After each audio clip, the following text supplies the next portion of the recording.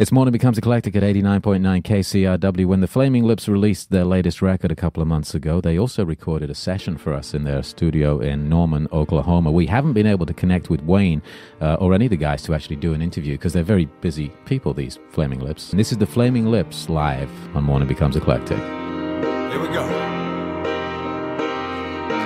They tell us autumn's a coming, and soon everything around us will die. Only a fool believes that he is different from the birds in the sky.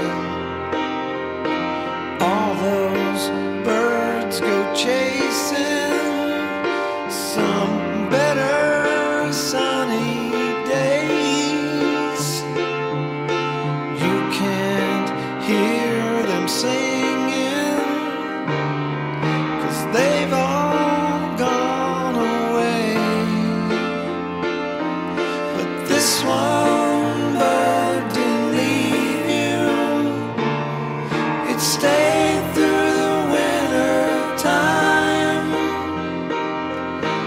You can't hear it sing, but you can hear it as it flies. So don't you believe them? They'll destroy you with their lies. They only see the obvious. They see the sun go down, but they don't see it rise.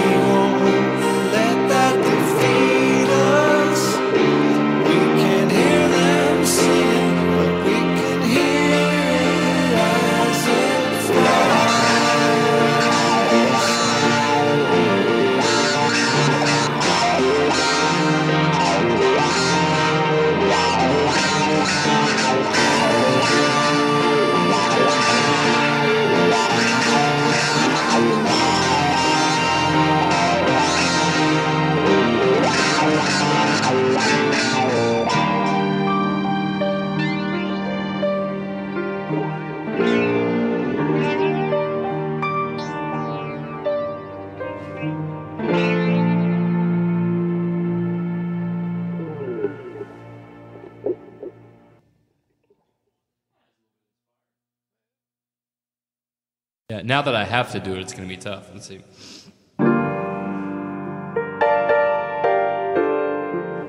Take two. Here we go.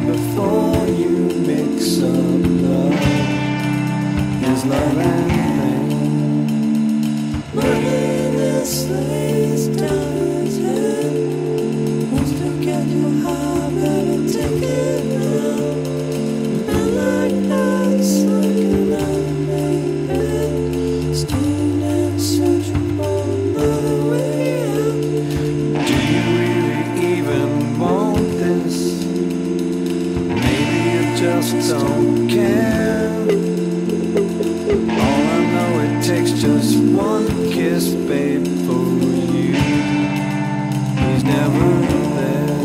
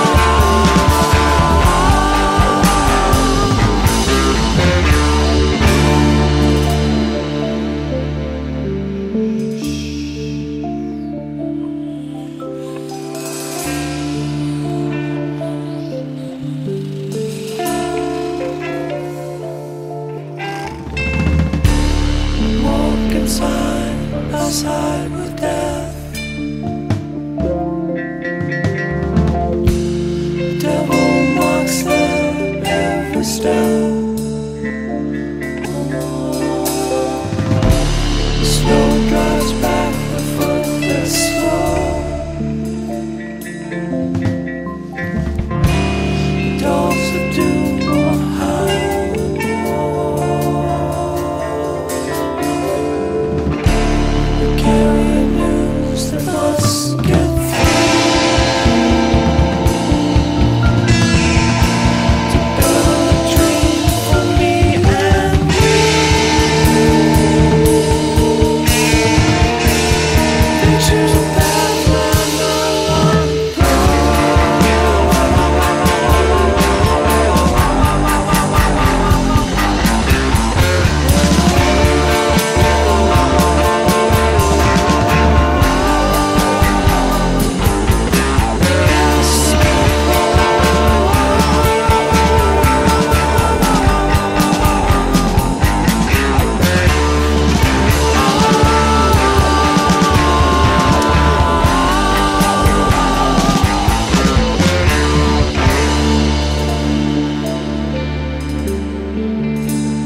Morning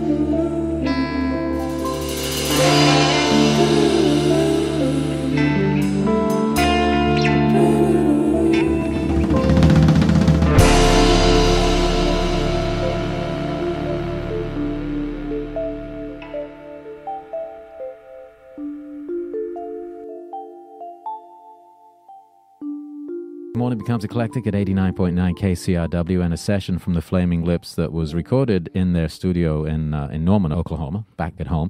And Wayne was in the studios here in LA for the interview segment. So we've put it all together through the miracle of modern technology.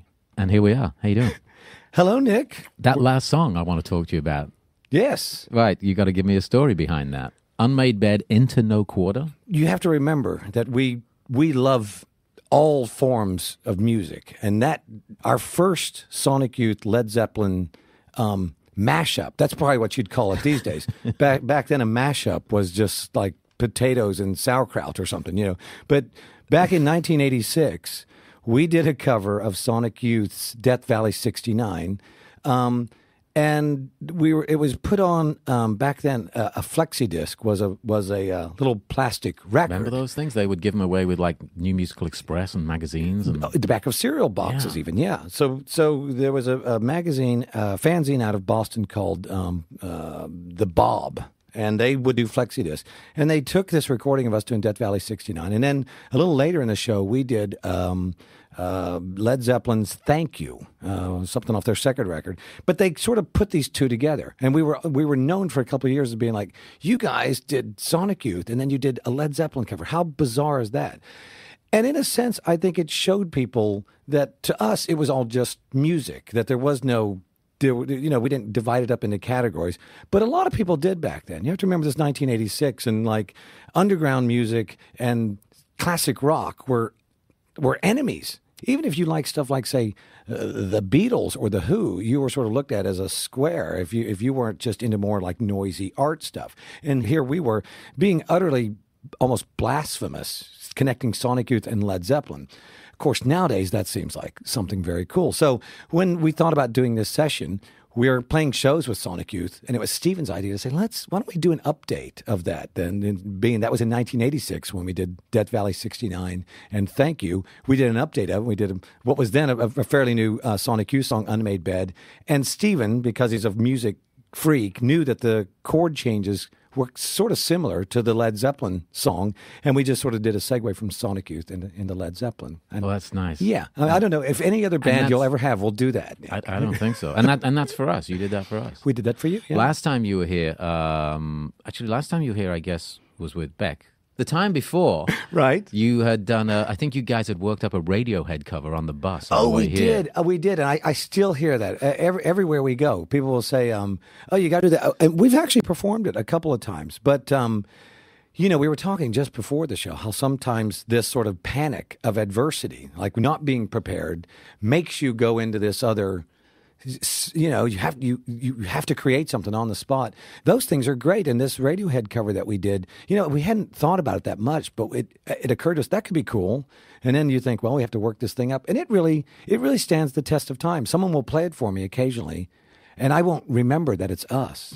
And I'll think, that sounds like a Radiohead song. What is that? Is that Neil Young doing Radiohead? And I think, damn, that's cool. And then people say, what's you guys? So yeah, I love that. I mean, I love sort of, all the sessions we do for you are in a sense kind of a panic like that. But not in a bad way. You want to get here and kind of have stuff happen. I mean, that's the beauty of doing, you know, your shows or shows like this where you're just going, well, we're going to see what happens. Do something live. And let some of what could be, you know, the mistakes sort of enhance the whole thing instead of thinking, oh, we should do that again or something. I'm actually surprised it's taken us so long to get this interview together because the album's been out for a little while now. Yeah. When did you actually record it? I think maybe when we did meet last time a couple of years ago, you were just at the beginning of the process of recording it. How long did it take? Did you do it all at home? Well, we never really know exactly when our record should come out. I mean, our previous record came out the summer of 2002. And so you'd think, boy, in terms of rock bands, to take 4 years in between, what is this? Have we become Boston's third stage? You know, what is it? It sort of takes on epic proportions when you think of 4 years. But I think in between that, we were so I mean, we were everywhere anyway. It never felt as though we disappeared and went anywhere. We didn't feel as there was any hurry for people to hear more Flaming Lips music. And I'm always aware of there's a lot of product out there, and there's a lot of stuff vying for everybody's attention. And then when you put out a record, it's almost like invariably you want people to say, "Hey, you got a new record out." And even doing shows like yours, there's so many people who want to come in here and do it. And so we always think, well, we'll wait a little bit and see if we come up with something utterly interesting. And if not, let's just wait a little bit. And I think we weren't really in a hurry, but we never really are. And so you just go in and you hope something interesting happens while you're in there creating sounds and moods. I mean, we're always writing songs, but you never know, what shape they're going to take. And so it was somewhere in it was 2003, maybe the end of 2003, we did a radio show similar to yours in England. It was maybe it was even the John Peel show, who's not with us anymore. But I mean, shows like that where you go in and you talk and you do music and stuff. And not being that prepared for that show, we went in, not on purpose, but you just say, we'll do something. We went in and we had started to work up a cover of the White Stripes' Seven Nation Army. And it's a simple song to play, and everybody plays real well. And I went in to do the singing and realized, I don't really know the words to this song. I mean, you hear it all the time, but unless you really write them down and remember them, it's like, I don't know what he's singing. So we wrote down kind of a ridiculous stream of consciousness sort of lyric based on a Butthole Surfer song, Moving to Florida, and something that is pointing out that the Harry Potter book had just come out. And so I'm singing about sort of wanting to kill George Bush. I don't even know if we can say that on your I think just don't give out your phone number or address or anything like that. But. We were sort of using this Seven Nation Army theme. Like I said, I didn't know what he was singing about. So we used the idea of sort of being a radical, freaked out, drug crazed protest band. So we were singing about overthrowing the government, possibly taking over the White House and killing George Bush, but at the same time being very glad the new Harry Potter book had just come out. You have to remember we were in England, and over there when the Harry Potter book comes out, they just stop the whole government and say, "Look, this is the greatest thing ever." So we were there, and we had connected, these sort of kid wizards and magic and flying broomsticks with being a radical protest band.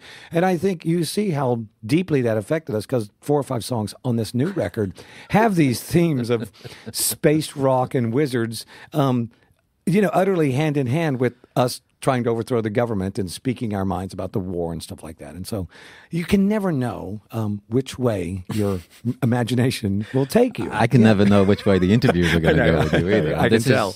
This is satire, I guess, to a certain extent. We could say. I don't know. I mean, because in a sense, when you're speaking your mind, you are trying to be as honest as you can. And I'm not trying to be funny or ironic. We'd be recording and you'd get these reports. Of course, we're used to them now of suicide bombers going into people are already at a funeral and a suicide bomber goes in and blows up the rest of the families that's there.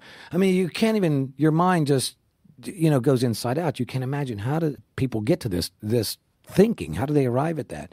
And I think we'd be doing a session and we would end up talking about it for hours. And I can see why we tried to sing songs that let this come out of us. I think that's all anybody does with their music. You just sing about what's bugging you or whatever it is that's in you. And what's important to you at that moment. And exactly. But is that something you've done before, where you've been in either a session or in a studio situation where you look at the news that morning or you read a newspaper or whatever and it infuses what you do that day creatively? Well, yeah, I mean, in a sense, and if you're lucky, you're always looking at a big variety of things. And I can even think of a song off the Soft Bulletin called A Spoonful Weighs a Ton. And I had read this little, probably in one like Scientific American or something, about the weight of the dirt on Saturn being a spoonful of it would weigh about a ton if you brought it back to Earth, right? Mm.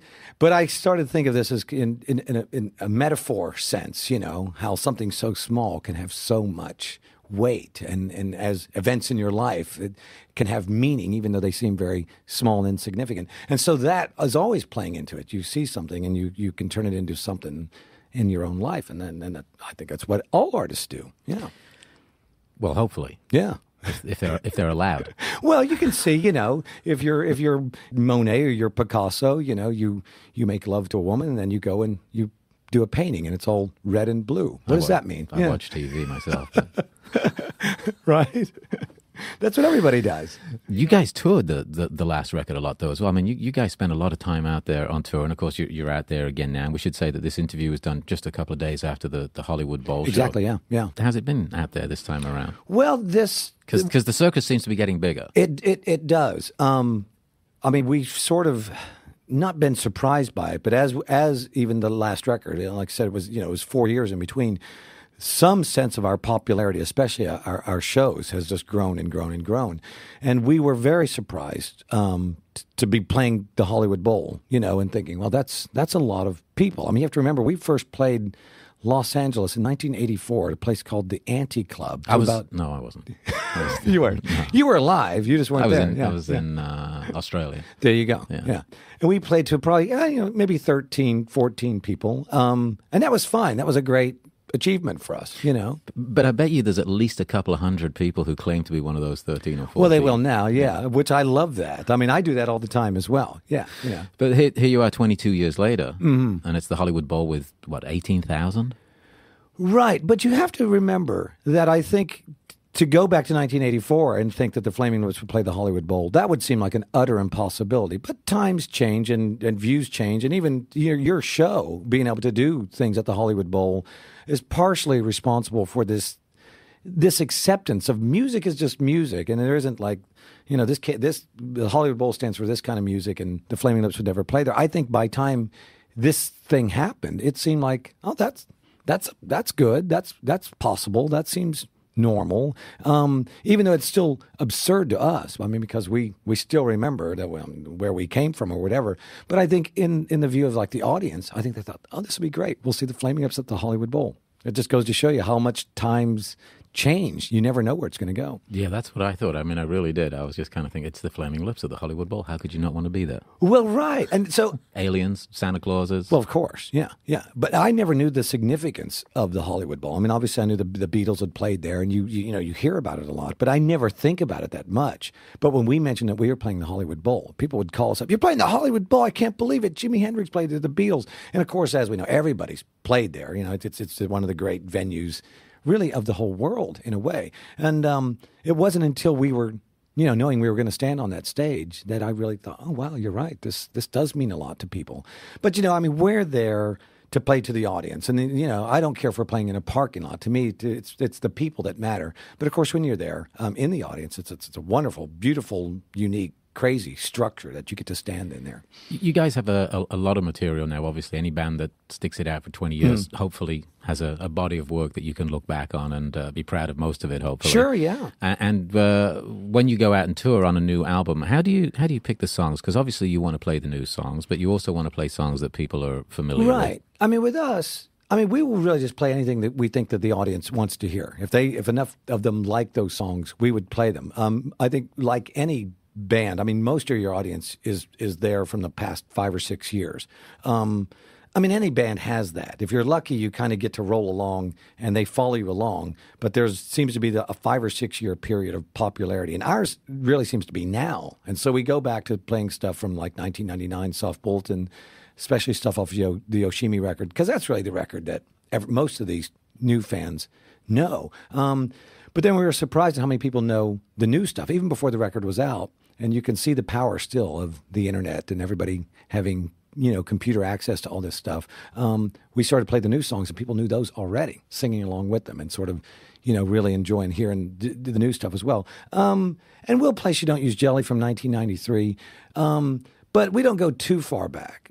But I do think we're probably approaching a time when we would want to do different types of shows. And you see this all the time in the back of like Mojo magazine. You'll see a group will do a show that concentrates on a single record and says, we're going to play all these songs from this record on this night. And so I could see even in the future us coming to Los Angeles and playing maybe 2 or 3 nights at the same place.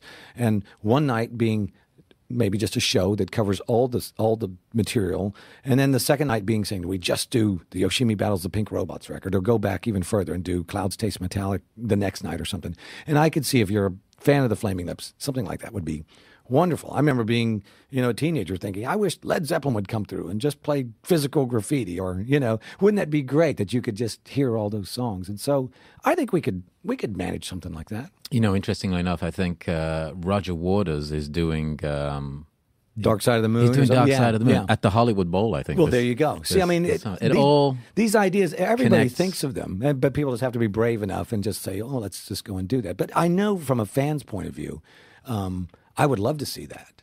I think that's what I try to do most of the time, is place myself in the audience and think, what would I want to see the Flaming Lips do? And so even the other night, when we gave everybody in the audience these little glow-in-the-dark batons and necklaces, I think they liked having them, but I don't think they liked it as much as throwing them at the band, that's what I demanded. Like 4 songs in, I said, now take those batons and take those and just throw them as hard as you can and try to hit us. I've done that at a couple of shows. It doesn't hurt as much as you would think. I was there. I saw a lot of people getting bopped with those things. Fortunately, they are very light and plastic, but it was kind of amazing to see all this like neon plastic things coming down in waves and the crowd creating their own little chains that were going across. Yeah, like a plastic meteor shower. You know, when you think about the live show as it has been in recent years, and obviously how you've invited audience participation and the folks on stage with you. Now it's aliens and Santa Clauses. Before it was like Cookie Monsters and it was like a zoo, of colorful animals. Yeah. Do you see that stuff continuing to grow as well, or as you're talking about? Well, maybe we'll come and play an album or something. Would that be more of a straight rock show? It's hard to say. I don't know if we could ever get away from that in a way. I mean, and I don't know if we'd ever want to. I mean, there's an element of these people being up there. They have a genuine exuberance that we couldn't duplicate that. And I think if you took away some of that spontaneity and some of that freakiness that they bring to the show, it might once again look like musicians playing songs, to where I think in the form that it is now, it looks like, oh my God, this is some out of control party. There's a band playing, but they're part of it, but it's the atmosphere that's created by the people that makes the difference. So I don't know. I mean, I think we were just lucky that this ridiculous thing happened to us. We started to do people dancing on stage with us. It started as just our roadies that were helping us, and we thought, I don't want you up there in just your dumb sweatpants or something. So we gave them these ridiculous suits because they had to bring out stuff to bring out our theremins and our balloons and stuff. And then we would have people show up and say, hey, I want to do that. So we bought a couple of suits. And when we went on tour with Beck, we would be playing in front of the equipment that Beck is going to use. And we wanted to sort of cover that up. So we thought, well, we'll just get a bunch of people in suits. And we really didn't know if we'd be able to get 25 or 30 people a night to come up there. Well, we've done it every night. And you saw at the Hollywood Bowl, there was about 65 people up there. And we could have had 300 up there. I mean, sometimes we play these sort of less controlled sort of hippie festivals out there, and there'll be 300 people on stage with us. It just looks like the end of some galactic telethon, and we're just celebrating the greatest moment of our life. And that to me, we couldn't duplicate that just being a band playing music. It's really them making it seem otherworldly. Before we finish up, I don't know anything about the U.F.O. apart from I read there's a U.F.O. Right, yes. There is, yeah. And it's coming. Well, we always are trying to expand what the stage show could be. And when sometimes people will ask me, what are you thinking about doing? And I literally say whatever is on my mind. And I told people about 6 months ago that we're trying to make some sort of U.F.O. device that sort of delivers the band to the stage. And then, we come out of the bottom of it and I roll out of the top in the space bubble. And then at the end of the show, we get back in it and take off. And I really didn't consider it that much. I thought that'd be cool. And then it was written about in Rolling Stone and about a million of these little websites. And I have people every day come up to me and say, I can't wait for the U.F.O. And though I intended to do it, I never really thought anybody started would on it? We did. We were going to try to do it at the Hollywood Bowl. But again, there's so many, the bureaucracy, and there's a lot of restrictions, and they're very conscious of the audience and safety and all that. And we are too. We'd like there to be a little danger in what we do. And about 10 days before we came out here, we put together a version of the U.F.O. And it's giant. I mean, it's bigger really than I thought it was going to be. And it's better than I thought it was going to be. But some of the parts didn't work the way we thought it was. And even though I would sacrifice myself for the show, I mean, I certainly don't want to sacrifice Michael and Steven or anybody in the audience. Members. Yeah, exactly. Right. And I would never want people to think that any of these things are really dangerous. I want it to seem out of control, but I wouldn't want anybody to get hurt. So we didn't bring it out yet, but we're thinking of a show that we do in Oklahoma City. We are going to bring out what we're calling the Mothership, the new version of the Mothership. Yeah. Is it under wraps in an aircraft hangar in Norman? Well, right we now? like to think so. There's some very sort of secretive videotapes of it out there, sort of being worked on. So yeah, it feels like some sort of top secret Area 51 sort of thing going on. Yeah. Is this part of the Flaming Lips show now as important as the music? It's like watching a movie or anything that you see. When it all works, you think, wow, this is you don't notice what's happening, and it just works. I think without the sentiment and without the music and without the heart and without the authenticity behind everything that we do, you could easily say, oh, these are just gimmicks. You're just trying to get in the newspaper or whatever. But I think this is truly what we do. I mean, if you came to my house, you would see orange smoke machines. You'd see space bubbles. You'd see puppets. You'd see these things. This is truly what we do. When I am up there on stage, I'm just doing what I like. And so all these things that we do are as authentic as playing notes on the guitars or the pianos or playing the drums. And yet I do want it to be a show. I mean, I don't want people to be distracted by the stuff, but hopefully I'm organizing in a way that it just makes the night that much more exuberant. So we're singing songs about life, and we're exploding with life and color and excitement and enthusiasm for the moment. That's what I'm trying to do. Well, I think you did an amazing job at the bowl the other night. It was so much fun. It was the most fun I've had over there for thank you, sir. A long time. And I say it again, thank you for having us do your show. It was great. Before we let you go and before we get back to these next couple of songs, there was loads of cameras there the other night. And for the people who were there, you guys were shooting a DVD, right? Well, you get these once-in-a-lifetime chances to play at a venue like that. And the venue was very cooperative. When we mentioned we might want to record a live DVD there, they sort of went all out to say, well, let's do it. And we put a camera crew together. Bradley, I think, had 17 or 18 different cameras all around the place. So even way up at the top, walking through, and there's we brought in all kinds of 5.1 recording equipment. Dave Fridman came down from New York. The Bowl is a big place. I mean, it holds 18,000 people, but it's huge. There were some mannequins that we had set up that had expensive microphones taped to them, placed all around it. And people stole them, Nick. You're joking. They really did. I mean, but what they don't realize is we actually have it recorded. So you have the tape of them stealing? Well, it sort of sounds like this. Quick. And then it stuff it under and your then shirt. It gets out of range because they were wireless microphones. And I mean, as much as I love the Flaming Lips audience, there are still some thugs out there. But you have to wonder, what do the security guards think when the guy's leaving the show with... these are giant mannequins with expensive microphones taped to them. We actually got 2 of our mannequins back.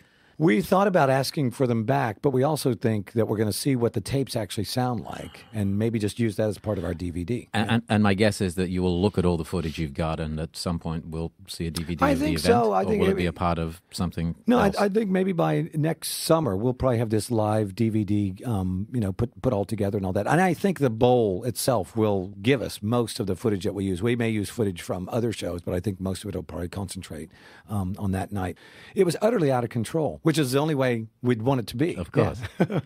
We now know that At War with the Mystics was basically influenced by Harry Potter and George Bush. In a sense, yeah. Some of it, not all of it. Right, some of it, yeah. Well, I'm just trying to recap it. What have we learned here, kids, today? I like that. What have we learned with Wayne today? Yeah. I had no idea that Harry Potter was involved. See, wizards and magical. Yeah, but you guys have and, always been thinking about wizards we do, and Mm-hmm. demons and wizards. That's Well, a good name for an album. Demons and Wizards. Yeah. You would know that one. Yeah. Uriah Heep. You're right. I actually had that album when I was a kid, and I thought it was genius. And then about 5 years ago, I was back in England, and I bought it on CD. Right. Oh, it's so bad. I still like it. I mean, you have to remember, I had older brothers. To me, it brings back sitting in my brother's room, smoking pot. When you were 14? When I was probably 12. 8. Yeah.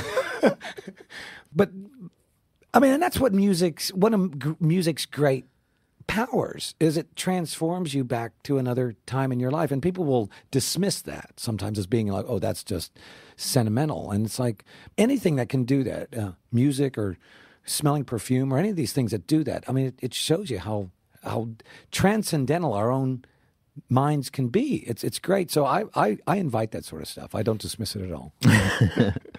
Well, it's always good to see you. It's always good to have you guys performing on the show. And that was just such a great night at the Bowl the other night. Can you tell us about these next 3 songs that we've got coming up? There's the Yeah song, but there's a couple of different we do. of Well, this. you know, we even when we're recording the songs, we never really know which way to go. I mean, with sound and with arrangement, you can utterly change the mood of a song, and it can almost mean totally the opposite. It just depends on what you do. And so we have the Yeah song on here done a couple of different ways. One of them is done in a real sort of reflective, serious way, which we didn't even know the song would work that way.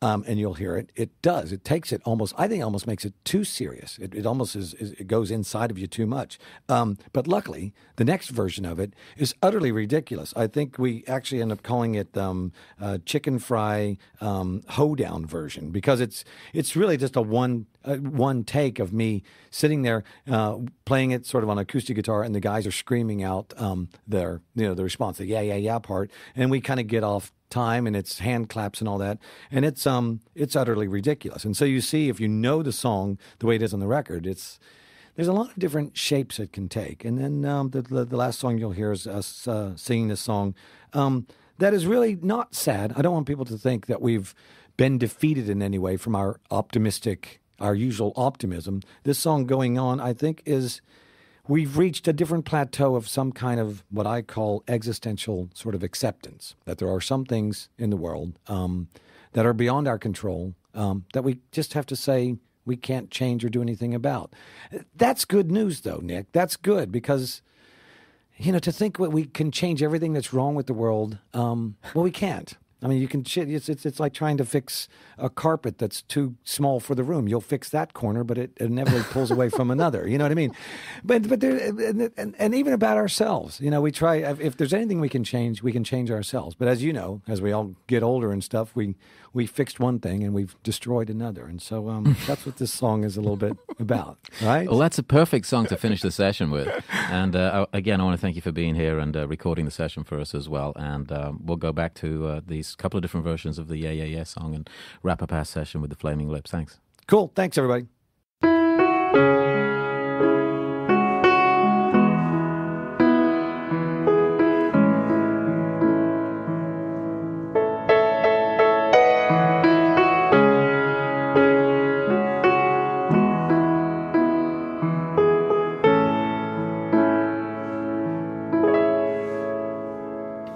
If you could blow up the world with a flick of a switch, would you do it?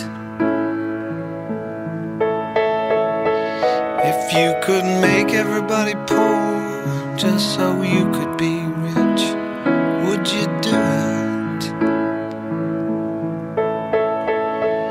If you could watch everybody work while you just lay on your back, would you do it? If you could take all the love without giving any back, would you do it? And so we cannot know ourselves or what we'd really do with all your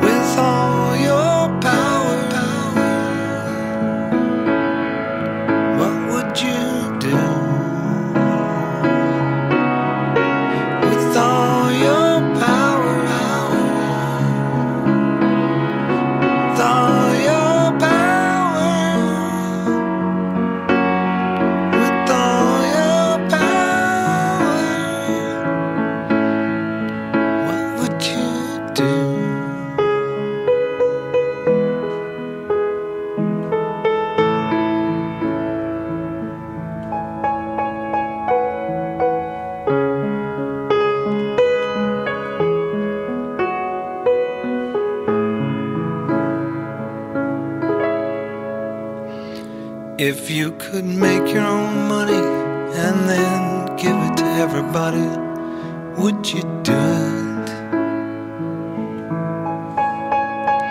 And if you knew all the answers and you could give it to the masses, would you do it?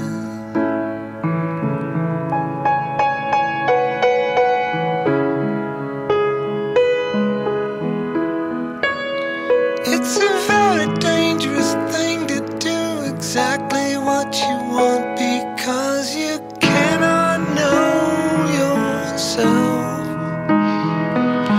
what you'd really do with all your power, with all your power, with all your power. What would you do with all your power, with all your power, with all your power? What would you do with all your power, with all your power, with all your power? What would you do?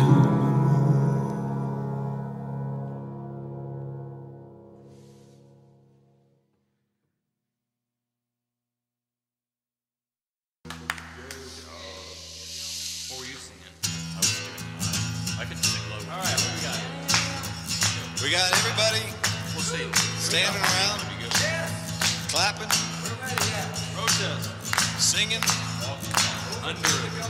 as if we're doing some kind of give peace a chance, sort of ranting along, but I don't really know. I think it's just a silly old song. We're getting ready to start. Here we go.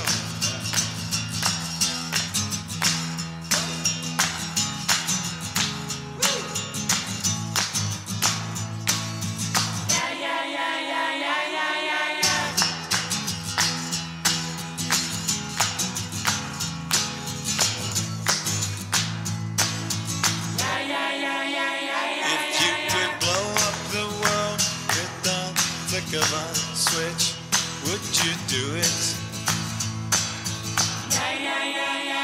If you could make everybody poor just so you could be rich, would you do it?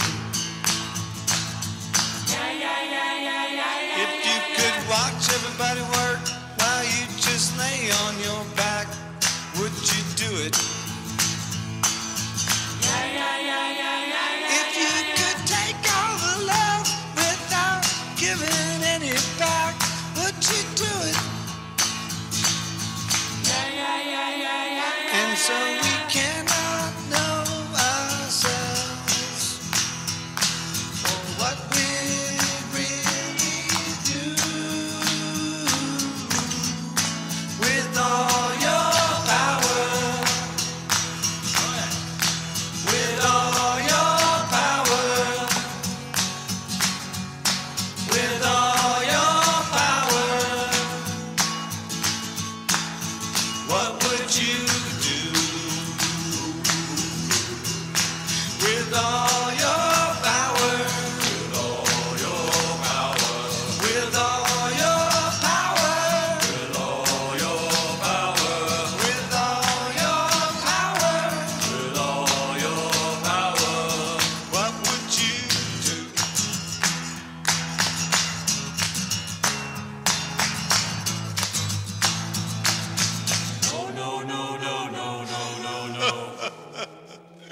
If you could make your own money and then give it to everybody, would you do it?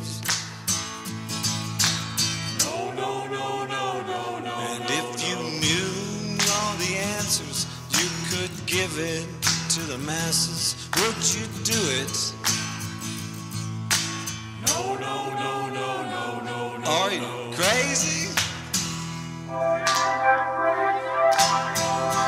It's a very dangerous thing to do exactly what you want, because we cannot know ourselves for what we'd really do with all your power, with all your power, with all your power. What would you do? Come on, everybody. With all your power, with all your power, with all your power, with all your power, with all your power, with all your power. What would you do? Come on, let's back. All right, here we go. With all your power, with all your power, with all your power, with all your power, with all your power, with all your power. What would you do? With all your power.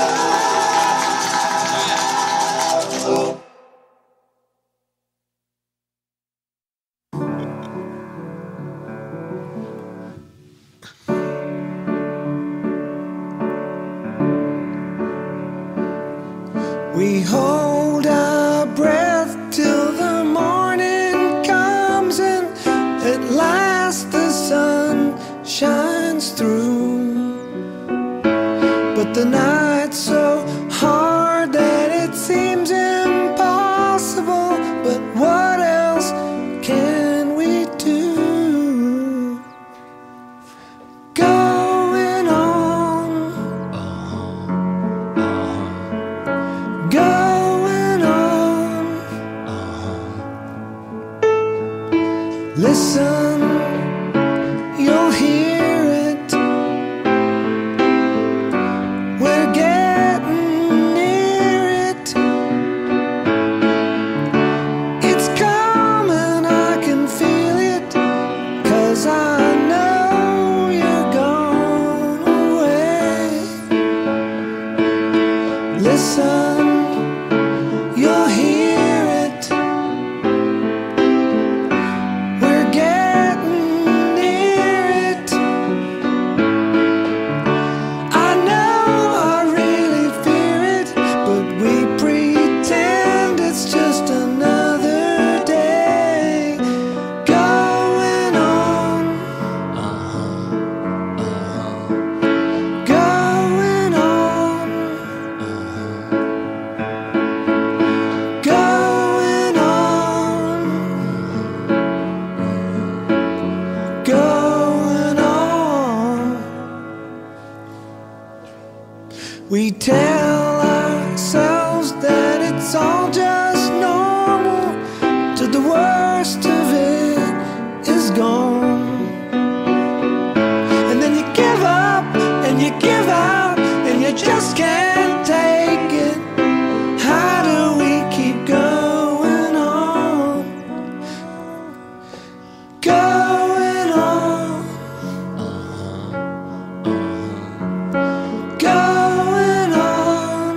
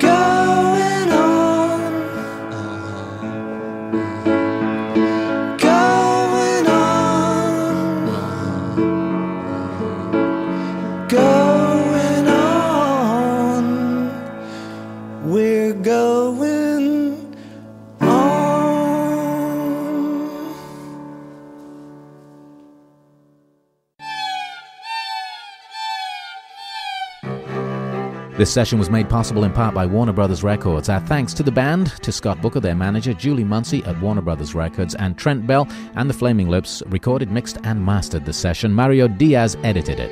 Candice Moyer was our production assistant in studio. Ariana Morgenstern produces our program. On New Year's Eve, Sunday, December 31st, the Flaming Lips have a show with their special guest, Niles Barkley, at the USC Galen Center. We have tickets to that show, as well as an autographed copy of the Flaming Lips' new album, At War with the Mystics. If you've not won anything from us in the last 90 days, call us with your member number at 877-600-KCRW. That's 877-600-5279. Tickets and CDs available to our subscribers only, first come, first serve. This is subscriber-supported 89.9 KCRW Santa Monica, KCRI Indio Palm Springs, KCRU Oxnard Ventura, KCRY Mojave Antelope Valley, handpicked music and NPR News, streaming and podcasting at KCRW.com. We are a community service of Santa Monica College. Tomorrow's show comes to you from New York City. I'll talk to you then. To the Point is next. From PRI, Public Radio International, and KCRW Santa Monica, this is To the Point. The War Against Terror and Civil Rights. Hello again, I'm Armin Alney, and this is